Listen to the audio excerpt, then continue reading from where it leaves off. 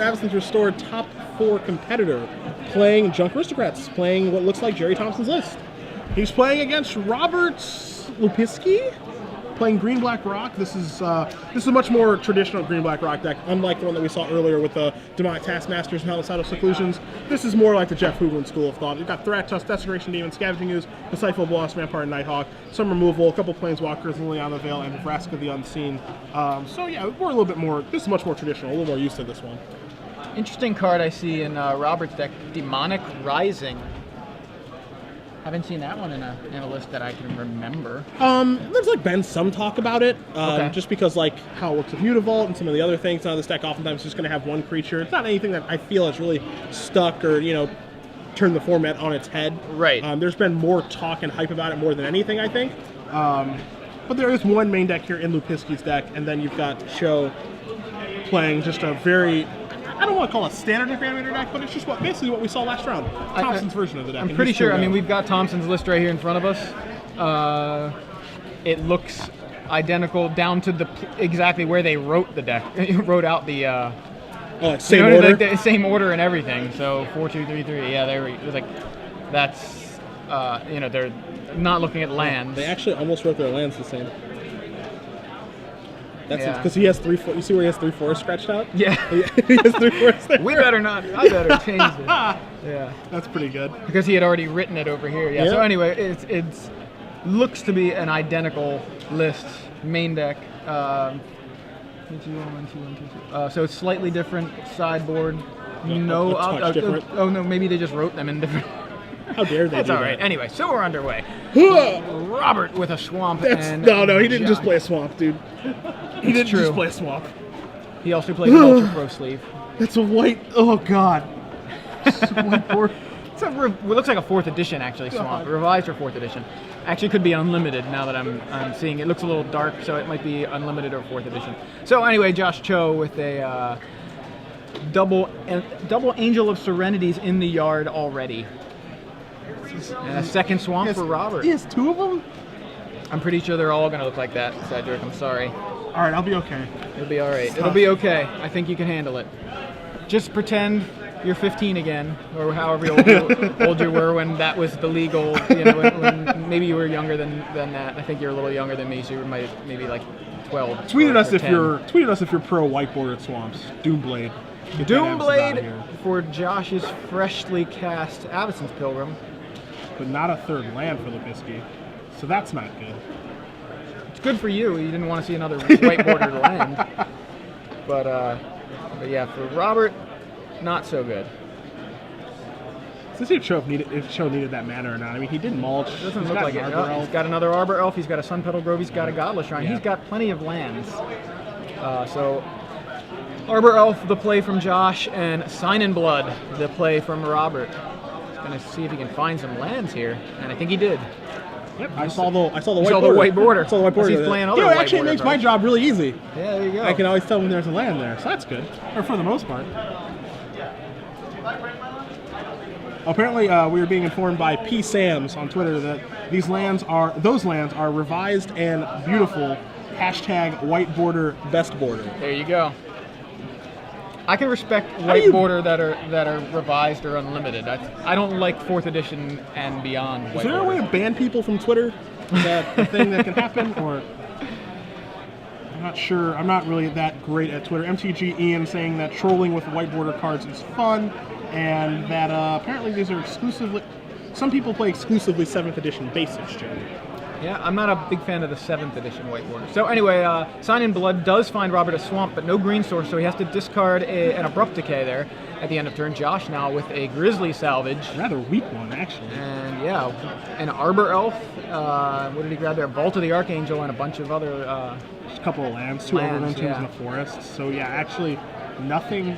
That's a very unimpressive... Grizzly Salvage. I feel like that Grizzly Salvage one was the one that was looking for action, because I think that show is action light, and he's just passing the turn back. Maybe representing a Restoration Angel here, what have you, but the good really news, nothing great. Good news for both players is neither player is presenting much of a threat. Yeah. If anything, things are favoring Short now just because he has lands that can actually do more right now. Lopuski actually needs to draw lands because he already has all the spells, and our spells going to be high impact enough.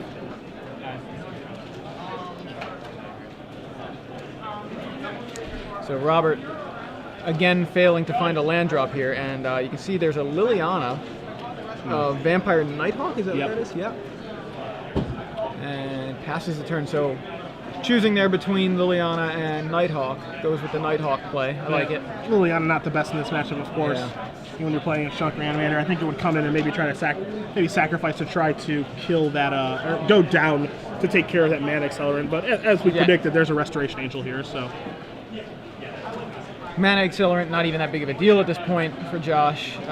He's got plenty of lands. So, very little action. Just the Restoration Angel so far from Josh as far as actual threatening cards. So Josh's turn, 5 lands, Arbor Elf, Restoration Angel, versus Robert's mono black deck so far. 3 Swamps and a Vampire Nighthawk. Cho going to arrange his mana here. I think Cho has an Angel of Serenity in his hand. I'm not positive. But here's a Disciple of Bolas. He's going to sacrifice Restoration Angel and get a little deeper into his deck. Okay. Finds a little bit more, a way to find a little more action anyway. Disciple of Bolas, the card that sees occasional play, picking up a bit lately, I guess, with the popularity of black. Yeah, a lot of talk about this card recently. A lot of talk about this card and just how good is it right now. And it's like kind of picking up steam a little bit because it works so well with Rat Tusk and Desecration Demon.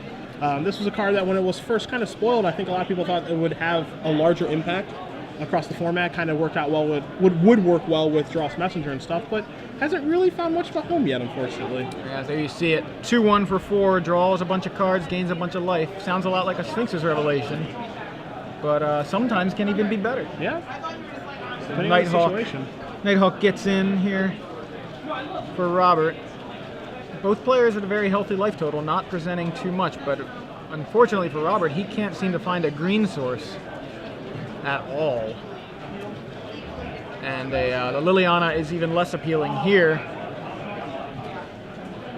He's going to go ahead and actually discard it. Wow. So unappealing, he doesn't even want to pay mana for it. I mean, representing that he has a removal spell in his hand. Yeah, if he's going to discard it, probably got Doomblade in his hand or a Tragic Slip. But yeah, if he's absolutely not thrilled at casting it, as Cho's going to play his Vault of the Archangel as his land for the turn and come across here for 3. Got Restoration in his hand. I think he might have it. Okay. So here's some actual action. Oh, right. So locks it on Smiter 4 turns late to the party. Yeah. But still does damage. This take on Junk Reanimator is a lot more like a rock deck to me. Like a rock deck with a little bit of reanimation. Right. It's kind of like a splash of white, but yeah, it's very, very rockish. You know, it's nowhere near what we saw, you know, at the beginning of the year. Crazy to think that it's August already, but at the beginning of the year, you know, we were seeing things like Angel of Glory's Rise, and you know that kind of take on Reanimator. It was a lot more combo centric, and then as Junk Reanimator kind of developed over its stranglehold of Standard, it developed from this really combo centric 4 Unburial Rites, 4 Angel of Serenity deck into maybe cut back a little bit here, be able to interact more, be able to play a more mid-rangey type game, and now you see it taken almost exclusively in that direction now. So Robert's going to go ahead and play Liliana here. He must have had multiple copies. I believe he also had a Doomblade in hand. I'm surprised not to have seen it take out that Smiter. Yeah, as am I. Unless he just top decked it. But as you mentioned, and I agreed, I thought maybe he was holding removal at the end of turn there, but he didn't do anything with it. So Putrefy from Josh takes out the Vampire Nighthawk. So Josh Cho now facing down a lone Liliana who removed an Arbor Elf. Josh is fine with that. Smiter alongside Disciple of the Vault, swing in. I believe Smiter probably hit Josh there. Hit Robert there, and Disciple took care of Liliana. Yep. That's exactly what did happen. Looks like Robert's going to follow up with yet another Liliana. So 3 Lilianas from Robert this game. 1 discarded and 2 actually cast. Robert still unable to find a green source, it seems. Activates Liliana to force Josh to sacrifice one of his guys, and Josh is going to actually blink the Disciple of the Vault, sacrificing the Smiter to draw a bunch of cards, and likely sacrifice the Disciple to Liliana's trigger. It's a fun little interaction there. Yeah, it certainly is, and there's that sacrifice trigger, or sacrifice effect. Josh with just a full grip. And he finds a Grizzly salvage here. I think he's going to salvage. Maybe if he finds a man accelerant, he'll just take that and put it into play. 4 and 5. Does see this is on the end step. I apologize. Yeah, this is on Lopuski's end step. So Cho actually just gets to do that and then untap all of his lands and then do whatever he wants on his turn. Draw for the turn. He's got another Restoration Angel in hand. There's a Sun Petal Grove. Plays that. So 9 mana at his disposal for this turn. He's going to start by attacking Lopuski, ignoring the Liliana, saying, yeah, that can tick up if it wants to. I have plenty of things to discard now. Blocks it on Smiter, joins the force, alongside an Avacyn's Pilgrim. I wonder if you even cast the Smiter there, because you know that Lopuski's going to up it. I was thinking the exact same thing. Like, it feels like you get a free Smiter and not have to discard something. Yeah. It's funny because, like, oftentimes that line of text doesn't end up mattering at all. Right, so you just forget about it. Yeah. It's very possible he wasn't thinking about it. I honestly didn't think about it until he had already played it. Yeah. I don't know if I don't think I saw the Smiter anyway, but it's kind of interesting little interaction. Or maybe he just, well, so that doesn't make any sense either. I was like, maybe he just doesn't want Robert to plus the Liliana, maybe being afraid of another Smiter? Sure. Maybe if he plays Smiter, reminds him these exist in my deck. So you might not want to tick up that Liliana. I mean, he can take out Liliana too at will at this point, so I doubt that that's the issue. So Woodland Cemetery comes in for Lopuski, and he moves the Desecration Demon to the front. Yeah, green source, and Desecration Demon is the play from Robert. And this is one of those times where Desecration Demon is not so good, because Cho is going to play, a Restoration Angel on the end step, do a little blink action. He's got a creature to sacrifice there in the Man Accelerant and can attack for 10. So Cho wins game 1. Yeah, very easily. Unfortunately for Robert, just unable to mount really much of an offense or defense that game. He had a couple removal spells, but really not finding your 4th land and your 2nd color until your final turn of the game. Not so, not exactly how he drew it up. Yeah. That's not how he wants to get it, especially even with the Sign in Blood. He wasn't able to find lands off of that either. So not the most ideal game for Mr. Lopuski, a player from New Jersey, who has, some moderate success, top 24 at a couple of Starseed Games Legacy Opens, has won a grinder at a GP as well. Doesn't have the same resume that Josh Cho does of being a Pro Tour top 4 competitor. He also didn't indicate his sweet hair as Josh Cho did. See, that's fair. Modest man. Where there's the Cho Hawk. This is other fun info. That's right. Take a look at Lopuski's sideboard first. Yes. We'll begin there since he will be on the play. You see him scrolling through things, figuring out what he wants to do here for game 2 and game 3 against Chunk Reanimator. 2 Tree of Redemption, 2 Ratchet Bomb, 3 Lifebane Zombie to go along with the 4th Mutilate in the sideboard, 3 Duress, and then a couple Singletons in Golgari Charm, Pithing Needle, Underworld Connections, and Demonic Rising.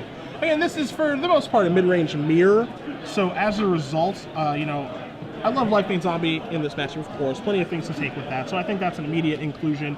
There you see the Demonic Rising that we mentioned earlier on. He has I like this one, too. 1 main, 1 board. Yeah, so wanted to bring that up. A 5 mana, basically just make demons. Yeah, and I like bringing this card in, too, because it is a card that can just kind of take over the game on its own if the situation presents itself, excuse me. Underworld Connections, because the game is going to go a little bit long. And then, I think that Mutilate is fine, because, again, this isn't like your traditional Junk Reanimator deck. I think it's more of a mid-range deck, and I think Mutilate can actually be pretty good here. So I could see boarding into the 4th one and just trying to be the pure control deck in the matchup. Yeah, there you see that Tree of Redemption again. I just like to see that. I like that card's seeing play. The old 13. Yeah. Hey, it's definitely a concession to Kibler's deck. Right. You want more hate against that style strategy, and of course, if you do get paired against a mono red deck or just a linear aggressive deck, you're certainly happy to have it in your board. But I think that's a very loud declaration that, okay, Kibler, your deck is good and it's real, and we will adjust accordingly and play a card to try to beat you. Josh's sideboard, identical to Jerry's, as we mentioned earlier on. 3 copies of Unflinching Courage, 2 copies of Tree of Redemption himself, 1 Cavern of Souls, 1 Pithing Needle, 2 Obsidat, 1 Slayer of the Wicked, 3 Liliana, and 2 Abrupt Decay. So quite a few options here for him as well. You see the Obsidat, I would think, be something. If he thinks the game is going to be grindy, the Obsidat's a reasonable option. But we saw didn't really do much for Jerry, but sit around in his hand. Yeah. in a similar matchup, not identical, not because Robert's not playing Junk Reanimator, but Yeah, I think opposite end is like a lot to come in. Breath Decay, not so much here. Liliana, I don't think that's the approach that Josh wants to take. I think he's more than happy with Robert actually playing and using his. Unflinching Courage could be okay, but then opens yourself to getting 2 for 1, which you prefer, and then Slayer of the Wicked I like a lot. So right. Gotta love the Necrotols. yeah. So we will see how both players do off the sideboard here. It looks like they're taking a look at their opening 7, seeing if they're going to keep or mulligan. And got to keep. So Robert Lopuski leads with a Swamp for the second game in a row. White bordered basics there. Josh has a Temple Garden. I'm being informed that those look to be alt-revised Summer Magic lands. Oh, they could be Summer Magic, yeah. They're extremely rare and about $100 each. Yikes. That's impressive. It's the ugliest $100 piece of cardboard I've ever seen. So Robert's second turn finds a green source and a Sign in Blood. And Josh's second turn finds Putrefy, Overgrown Tomb, it's like Arbor Elf, and is that another Putrefy? Double Putrefy, one textless, one with text. So Robert untaps on his third turn. Looks like he has a third land here. It is another Swamp. And Lifebane. There's a Lifebane zombie. So he's got lands to play this game because he has at least another Swamp in his hand. I think another non-basic land as well. You see the hand here. There goes Obsidian. That's going to get removed. And then we've got a bunch of lands here for show. Excuse me. Sun Petal, Grizzly Salvage, Isolated Chapel, Temple Garden, and I think double Overgrown Tomb. I think so too. Or just a ton of lands. Yeah. Well, there's the Lifebane zombie showing us Josh's hand. We will make sure that Obsidian does get exiled from the game instead of just hanging out in the graveyard there. You can't unbarrel rights that back. Get that out of there. They took care of that. Josh just plays a land and passes for his third turn. So Robert does have his fourth land. I already saw a white border in his hand. He's going to swing in with the Lifebane zombie. Very intimidating. We'll take 3. How about that? Yeah.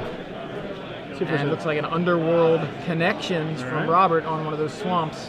Passes back with the opportunity to draw a card during Josh's turn. Grizzly Salvage is going to turn over double and burial rights, an Arbor Elf, a Cavern of Souls, and an Isolated Chapel. And we know that Cho has mostly lands in his hand, so this is not an ideal salvage here. Yeah, Josh is having a lot of issues with his draw spells. This match, in fact. They have been decidedly mediocre. Yeah, top deck I believe was Arbor Elf. Yeah. So there you see the Arbor Elf. There you see an Overgrown Tomb, and he just passes back. Robert is going to draw a card with the Underworld Connections. I believe that was land there. I think it was a Woodland Cemetery. Yep.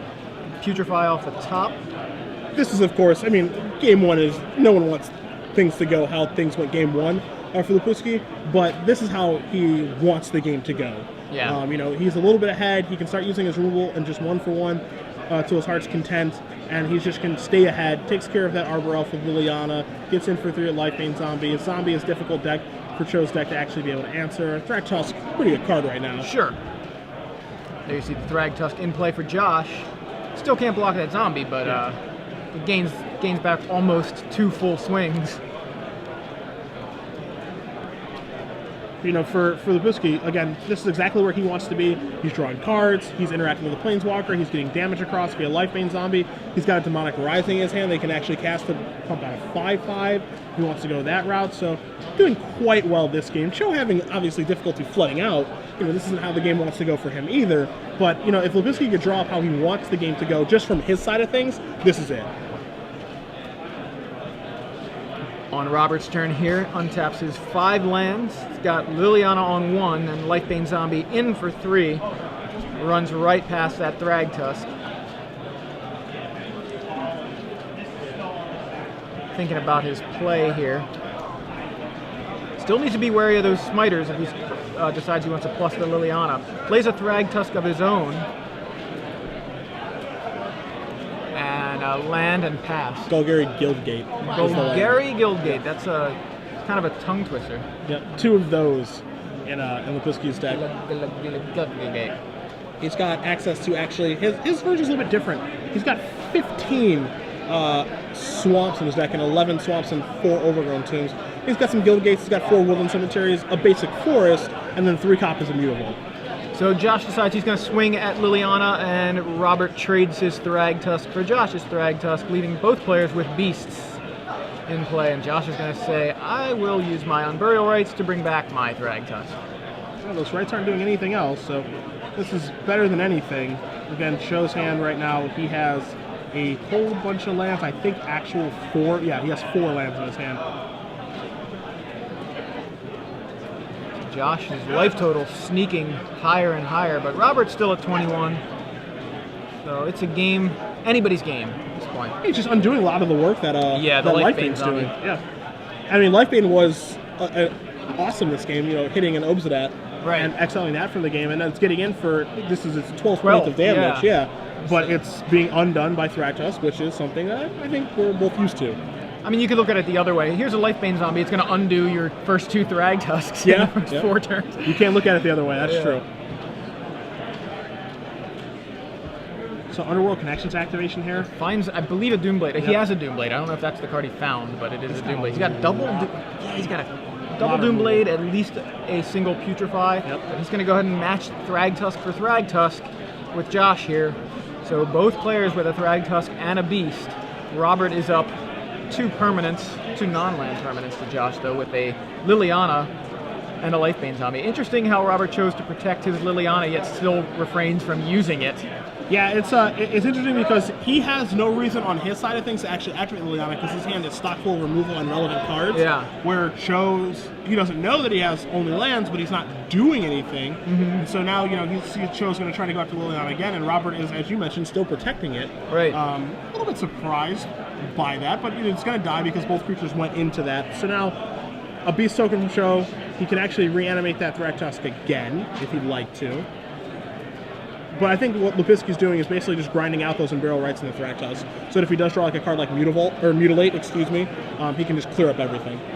Yeah, that looks like the plan. So you see the Unburial Rites number 2 is going to bring back that same Thragtusk yet again.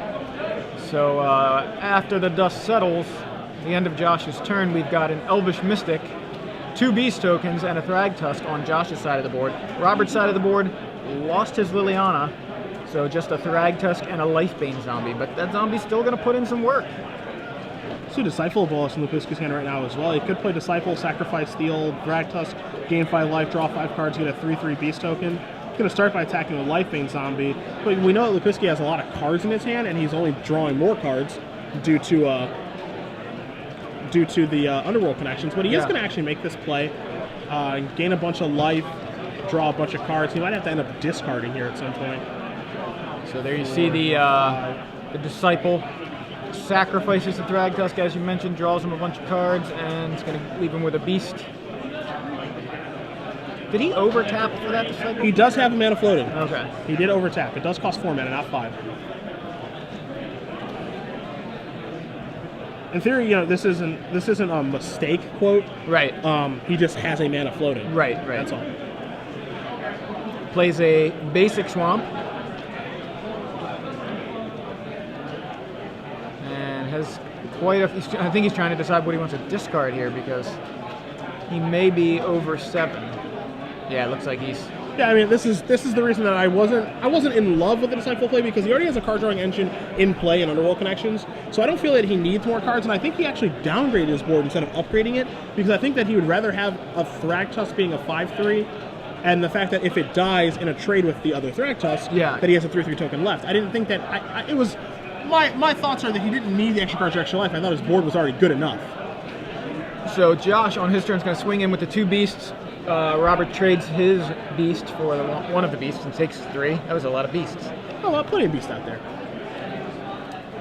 Josh plays a land and passes back. Robert's going to draw a card off the Underworld Connections at the end of turn. Going to go up to 8 and then up to 9 for his draw step. So 9 cards. We know he's got a land drop, so he's going to have to play a spell this turn if he doesn't want to discard. And it looks like he's got one in the form of another Lifebane zombie, which has been putting in work. As you see, Josh's hand is just 3 lands, so no exile there for the Lifebane zombie, but the intimidating 3 power, it might be a lot more relevant in this situation. Sun Petal Grove, Woodland Cemetery, an Overgrown Tomb in the lands there in Josh's hand. So the original Lifebane Zombie gets in for another 3. Trying to whittle away. Yeah. And Robert just plays the land and passes. I represent the rules well. We know it's Putrefying Double Doomblade in his hand, so if anything goes pretty poorly here, he can just kill something. You know, he does open himself up right now to if Cho did draw Restoration Angel. Yeah. So that becomes a bit of an issue if he tries to take down Thragtusk. Restoration Angel would counteract one of those spells. So you do open yourself up to that annoyance, as you're going to see some blocking here. So Disciple gets in front of Elvish Mystic, and Lifebane Zombie gets in front of Thragtusk, leaving Josh with a pair of Beast tokens, one of which got in for 3 here. Shogun top some man. Looks like a Disciple of Bolas. He has a Disciple of his own. Josh is going to draw some cards here. Yeah, I like responding here with just Doomblade. I like killing both of his guys, not letting him deeper into his deck. Yeah. But that's not what Lopuski's going to do. I'm a little surprised that he's not pulling the trigger on like any of this removal. This is going to give Cho the opportunity to actually get back into a game that he probably shouldn't have any business even trying to get back into. Finds a Vault of the Archangel, passes back. Robert draws a card off of the Underworld Connections and untaps with a lone Lifebane Zombie in play for his creatures. Gonna swing in with that Lifebane Zombie. Trade here. Yeah, the Disciple can get in front of the intimidating Lifebane Zombie, so you see a Desecration Demon as the follow-up from Robert. Yeah, the one thing for Robert is you have to realize that you can't take these cards with him, you know, after the game's over. So I think you should be using some of this removal. I start next game with this stuff and the same stuff in my hand. I think you have to use some of this removal here. Putrefy going to take care of the demon because he's trading his creatures for creatures instead of trading removal for creatures. Right, where he could be getting a lot more damage in or just protecting himself. We have Beast Token getting in for Josh. So now he's going to Doomblade. There we see a Doomblade. I think there would have been a much more opportune time to use it, like you said, before that Disciple trigger. Yeah, of course, you want to draw a card with Underworld Connections when you can, but I think you could have taken a turn off and just double Doombladed both those Beast Tokens and Disciple is just an overpriced 2/1. I think that Lopuski is far enough ahead that he can keep drawing cards. He'll draw a creature eventually that can win him the game. Angel of Serenity, he's actually got in check pretty well right now because he has so much removal in his hand. But I just don't want to give Cho the opportunity to draw extra cards when we know that all he has is lands in his hand. Right. Well, Robert does have a second copy of Desecration Demon, the first being dealt with by a Putrefy, but Cho has an Angel of Serenity, and there it is. These are the correct life totals. We have a little bit of a snag there getting the life totals corrected, but there they are, 20 to 21. And looks like Angel of Serenity is getting a Thragtusk, Disciple. What was the third? Was the third card the Desecration Demon? Yeah. So what he does there is with the Angel's effect on the stack, he's going to Doomblade it so that Cho will not get back the creatures. They'll be exiled forever with Angel of Serenity. He does lose his Desecration Demon in the exchange, but that doesn't matter to him.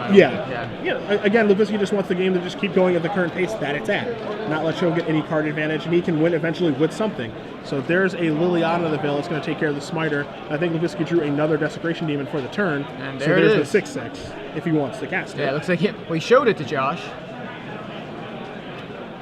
Yeah, I think you want to cast it.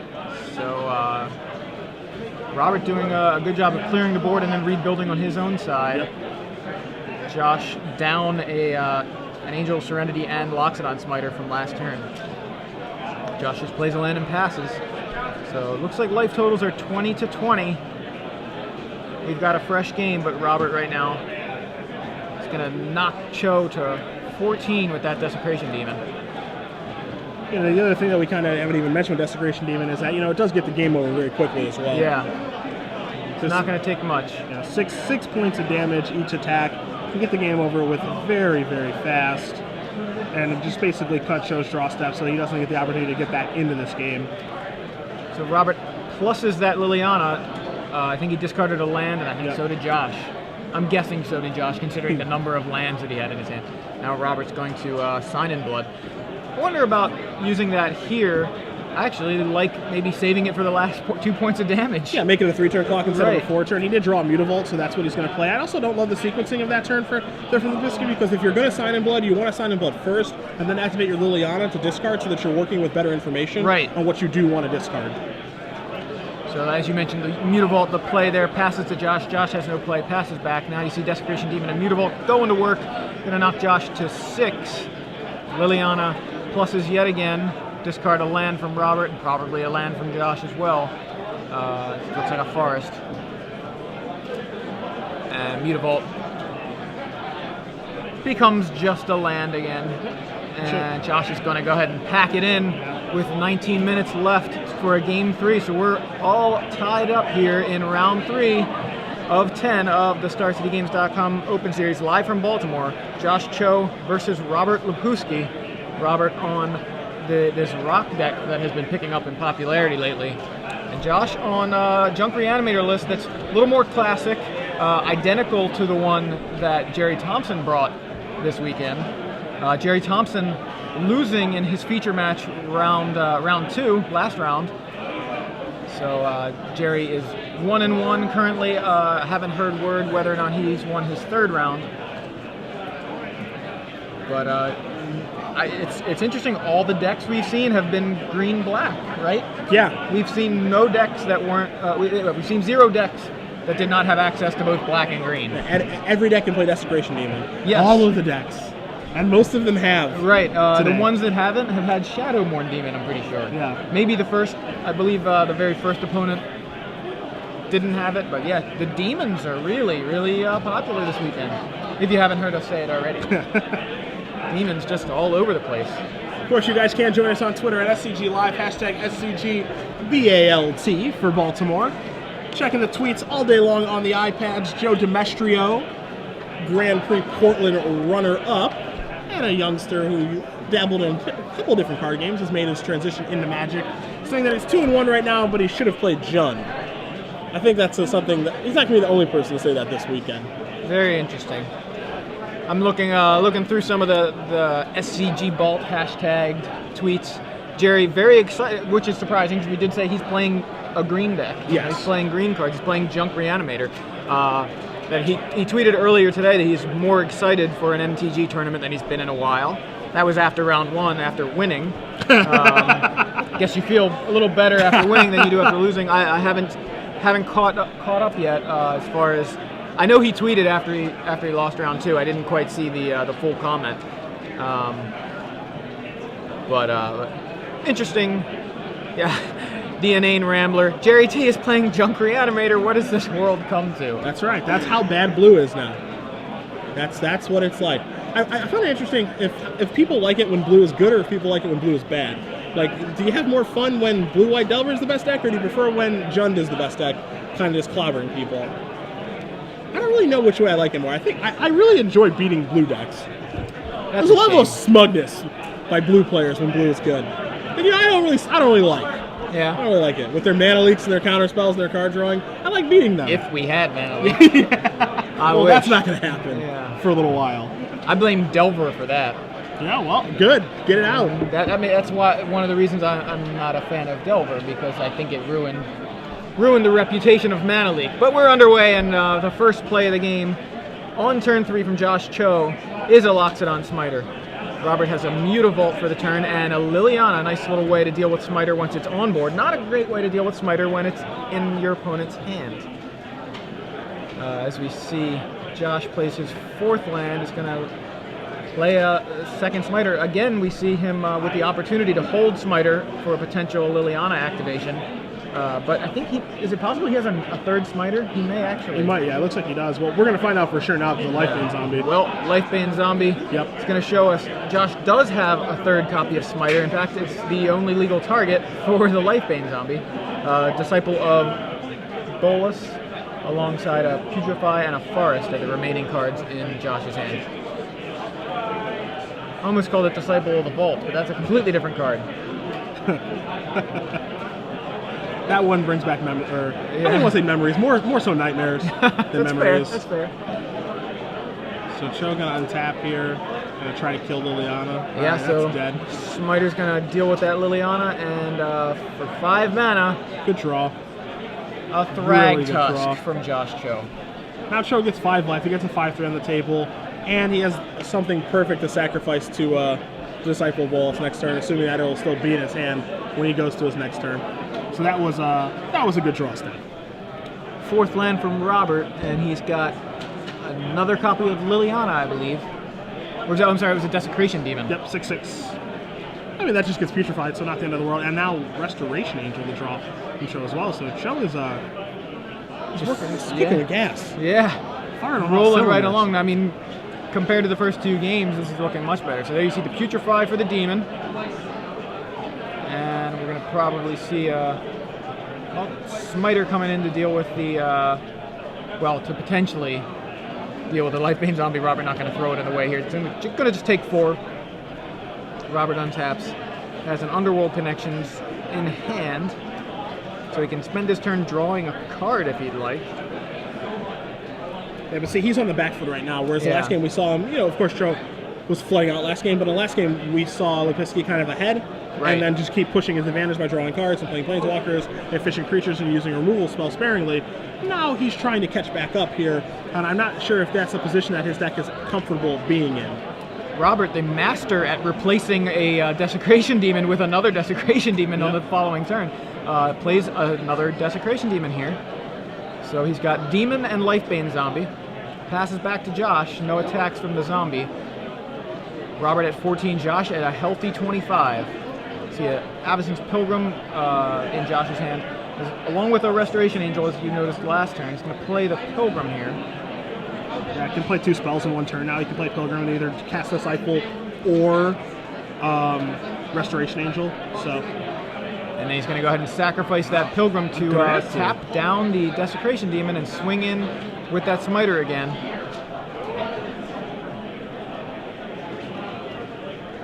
kind of like the aggression. Yeah, I see what Cho's plan here is. Assuming that everything goes right, this following turn, he's going to go Restoration Angel, blink the Thrag Tusk, Yeah, get a sack the 3/3, beast. gain 5 life, sack the beast for the Desecration Demon, so he can keep attacking. So I see what his plan is. Robert's going to help the cause here by doing 2 damage to himself Actually, with a big Sign in help. Blood. And draw 2 cards. Finds a Mutilate on top. Not that relevant here. Looks like he's really only got 1 swamp. Plays a Scavenging Ooze. And no, does he have a land to follow up? He does. Overgrown Tomb. I don't think he can afford to play this on tap though. No, Go I down agree. to 6 and then maybe up to 7. I don't think that works out the way that he wants it to. But he is going to do that. Yeah, so he's going to play that Overgrown Tomb untapped, goes to 6, now has 2 swamps for a Mutilate next turn, but that 2 is not enough. He's going to need a few more swamps to make it really powerful. So down to 6. Haven't seen whether or not there was a combat declared yet. Yeah. That's probably what the conversation's That might about right be, now. yeah. And this is not the first time Sure, yeah. that we will have a conversation about Desecration Demon. And it won't be the last time. There's been no indication of the Desecration Demon at the moment. Well, Yep. Josh is indicating it right now within this rules question here. But there's just some discussion. I believe it's just a question for the judge. Yep. And so Josh actually may be going ahead with that Restoration Angel plan here on Robert's turn. So he's going to flash in that Restoration Angel, blink the Thrag Tusk, gets a beast, sacrifices it to tap down that demon during Robert's combat. And Robert passes the turn. Josh untaps with Angel, Smiter, and Thrag Tusk. Robert at 6 life. Not looking great for him. And not at all. Again, he's trying to play defense right now, and he's just having difficulty doing that. Cho's going to turn everything sideways here. Don't forget about the Disciple Bolas over there for Cho as well. That he can play post-combat to draw a bunch of cards, gain a bunch of life, and further, press his advantage. He'll take the turn off. He'll take the turn off to get some cards and some life. He will play a 2/1 body, which is probably insignificant in the grand scheme of things.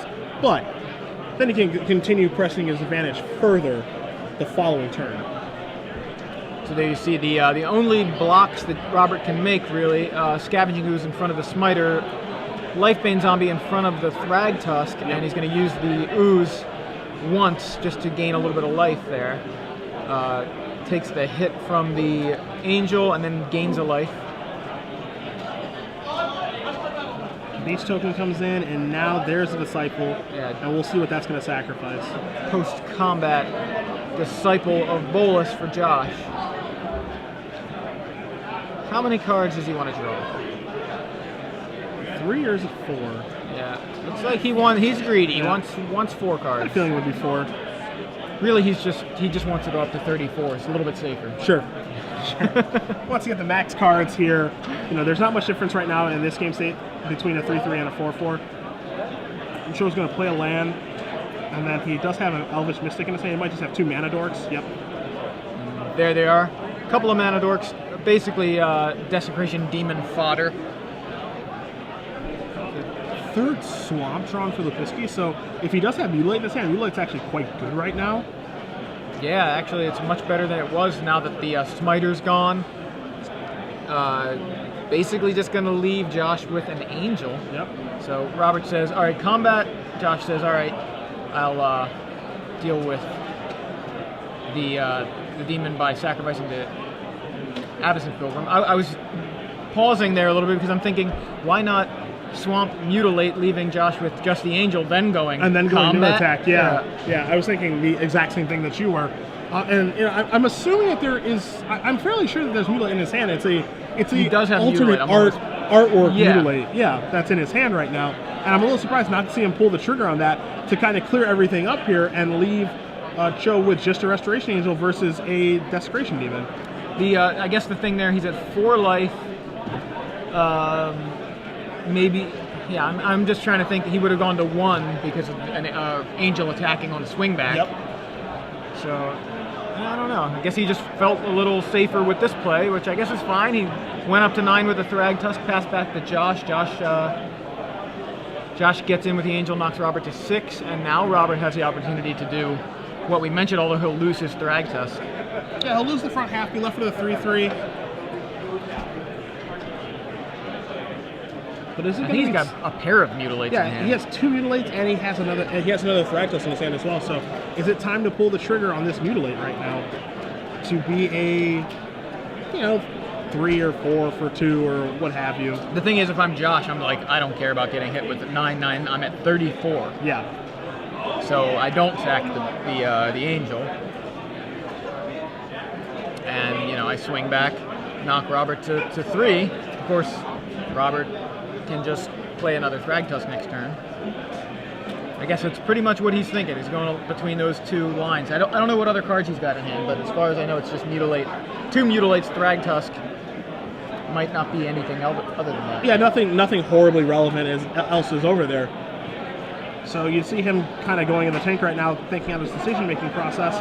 And, for me, I think it's, for me, I want to Mutilate here. I can leave up Mutavault as well. And I'm going to attack for 9 to start.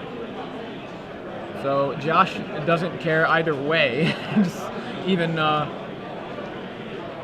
with no Mutilate available. And he's going to swing in for 9, knock Josh to 25. Robert's going to play a Thragtusk. Thragtusk number 2, go up to 11. So Restoration is going to come in. It's going to blink the Disciple of Bolus. The Disciple of Bolus is going to sacrifice the Beast token. So Cho's going to get 3 life and 3 more cards. He's going to get deeper into his deck. I think what Robert's doing here is he is really valuing having 4 swamps in play. So Mutilate actually kills everything of Cho's. So you think he's just hoping to draw that 4th swamp? Yeah, and if Josh had that other Restoration Angel earlier, then that Mutilate play would have been awful because he would have just flashed in the other Angel and swung in. Yep. So here's a Grizzly Salvage going to turn over a Obsidat, an Unburial Rites, a couple of lands here. I don't think he can cast Obsidat right now as it stands. Attention now. He takes Cavern, I think. Yep. Which will give him the 3rd white mana for Angel of Serenity, assuming he will play that and name Angel, because right now he has 2 Isolated Chapels as white mana. So now here comes on burial rights. It's going to get back Obsidat. So the Angels knock Robert to 5, and Obsidat's going to knock Robert down to 3. Yep. So it's looking rough, looking grim for Robert. He really wants that 4th swamp to deal with everything but Obsidat. Obsidat, who's stuck around, by the way, did not phase out. A little bit surprised by that. Yeah, I don't know if that was a missed opportunity from Josh or an actual decision. And he finished off his turn by playing Godless Shrine and then playing Elvish Mystic, or Arbor Elf, whatever mana dork it is, and then just pass the turn back. And I think he may have forgotten in his hastiness to remove Obsidat, put it in exile so that it can come back, drain and gain 2, and then attack with haste. Because its ability to be a block right now is quite irrelevant. Yes. Yeah. So Robert, 3 life, 2 Thrag Tusks, and a Desecration Demon on board. That Desecration Demon is a 9/9. What is relevant right now for Robert, he has a couple of mutilates in hand. Mutilate. Mutacards. Yep. In hand. As you see, he's casting one. Now the thing is, I believe he's only got 3 swamps, and that looks to be the case because those Restoration Angels are still on board. And Robert's going to be left here with a 6/6 demon for this turn, alongside 2 beast tokens, which are going to hopefully arrive here.